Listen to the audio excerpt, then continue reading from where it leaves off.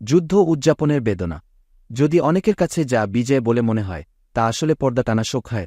তাও তে চিংয়ের ৩১তম অধ্যায়ে লাউজি কঠোর ও নির্ভুল। অস্ত্র যতি দীপ্তিময় দেখাক, অশুভের উপকরণ, সকল জীব তা ঘৃণা করে। জ্ঞানী সেগুলোকে মহিমান্বিত করেন না, অনিবার্য প্রয়োজনে ভারাক্রান্ত হৃদয়ে ব্যবহার করেন। তখনও তিনি মিছিল করেন না, ধ্বনি তুলেন না, তিনি নির্বে মৃতদের জন্য শোক পালন করেন। সত্যিকারের সম্মান রক্তাক্ত জয়ে নয়, রক্তপাত এড়ানোর শিল্পে। তাই তাওর পথে সঠিক সেনাপতি শোকযাত্রীর মতো চলেন। উল্লাস নয়, হারানো জীবনের প্রতি গভীর শ্রদ্ধা। কিন্তু আমরা কি করি? ধ্বংসস্তূপের উপর আতশবাজি ছুড়ি, দগ্ধ মাটির উপর সঙ্গীত বাজাই, এবং তাকে নাম দিই গৌরব।